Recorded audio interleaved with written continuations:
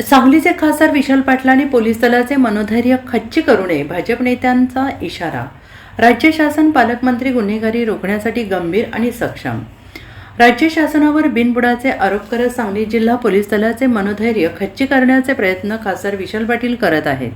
केवळ राजकीय हेतूने असे आरोप होणे योग्य नाही, असा इशारा भारतीय जनता पक्षाचे ज्येष्ठ नेते यांनी केला आहे. ज्या वेदांत बेंडकर यांचा खून प्रकरणाबाबत खासदार विशाल पाटील बोलले आहेत, त्या संदर्भात पोलिसांनी मुख्य आरोपी आणि त्याच्या प्रमुख साथीदाराला अटक केली आहे. ते सध्या पोलीस कोठडीत आहेत. तपास वेगानं सुरू आहे. राज्य शासन आणि सांगली जिल्ह्याचे पालकमंत्री चंद्रकांतदादा पाटील यांनी या संदर्भात कोणत्याही गुन्हेगाराची गय केली जाणार नाही, कोणाला पाठीशी घातलं जाणार नाही आणि कोणावरही अन्याय होऊ देणार नाही, असं स्पष्ट केलेलं आहे. आणि असं असताना पोलीस निरीक्षकांपासून ते जिल्हा पोलीस प्रमुखांपर्यंत हप्ते बांधून दर ठरवून त्यांची नेमणूक झाल्याचे खासदार पाटील यांचे आरोप वस्तुस्थितीला धरून नसल्याचे भाजप नेत्यांनी म्हटलेलं आहे. कुठलेही पुरावे न देता निराधार आरोप करून पोलीस दलाची प्रतिमा मलिन करण्याचा प्रयत्न होऊ नये.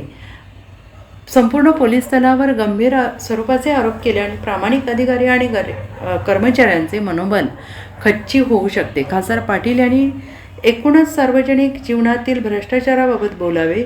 ज्यांनी सहकारी संस्था मोडीत काढल्या अशांना भ्रष्टाचाराबद्दल बोलावं, हा मोठा विरोधाभास आहे. शेतकऱ्यांना पीक कर्ज मिळत नाही असा दावा खासदार पाटील हे करत आहेत. ते ज्या सांगली जिल्हा मध्यवर्ती सहकारी बँकेचे संचालक आहेत, त्या बँकेमार्फत सुरू असलेल्या खरीप पीक कर्ज वाटपाची माहिती घेऊन त्यांनी वस्तुस्थिती जनतेसमोर मांडावी. शेतकऱ्यांना दिल्या जाणाऱ्या कर्ज वाटपाबाबतचे वास्तव समोर आणावे, असे आव्हान भाजप नेत्यांनी केलं आहे.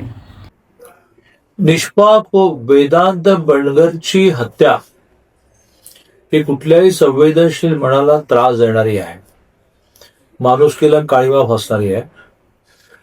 या गुन्ह्यामध्ये जे आरोपी आहेत त्या आरोपींना अटक करून त्यांना शिक्षा ठोठावल्याशिवाय शासन स्वस्थ बसणार नाही.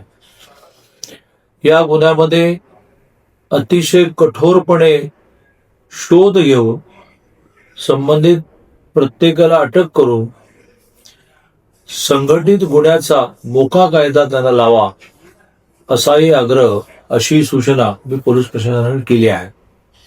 घटनेच्या दुसऱ्या क्षणापासून मी या घटनेमध्ये प्रत्येक पोलीस अधिकाऱ्याशी, प्रत्येक संबंधित अधिकाऱ्याशी बोलतो आहे. हे प्रत्येक वेळेला जाहीरपणे सांगण्याची आवश्यकता नाही. या सततच्या कोऑर्डिनेशनमुळे यातले 2 मुख्य आरोपी, प्रामुख्याने निलेश गडदे आणि त्याचा साथीदार अतुल वायदंडे, या दोघांना अटक करण्यात आली.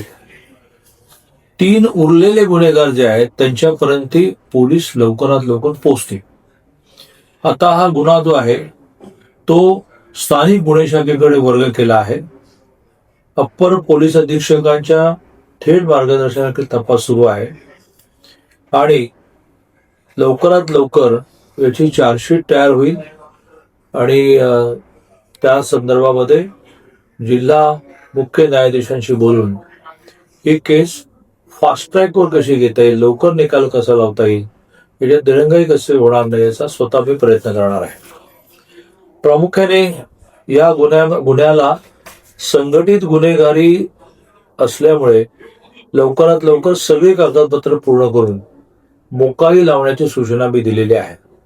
आणि त्यामुळे मी सर्व नागरिकांना आश्वस्त करतो की त्याच्या कुटुंबियांच्या दुःखामध्ये तर आम्ही सहभागी आहोतच, त्या कुटुंबियांच्या मागे खंबीरपणे आम्ही उभे आहोतच. पण यातला एकन एक गुन्हेगार हा शिक्षेपर्यंत पोचेपर्यंत, ज्याला कन्व्हिक्शन आपण म्हणतो, आम्ही स्वस्थ बसणार नाही, अशी मी ग्वाही देतो. Bureau report, SBN Marathi, Sangli.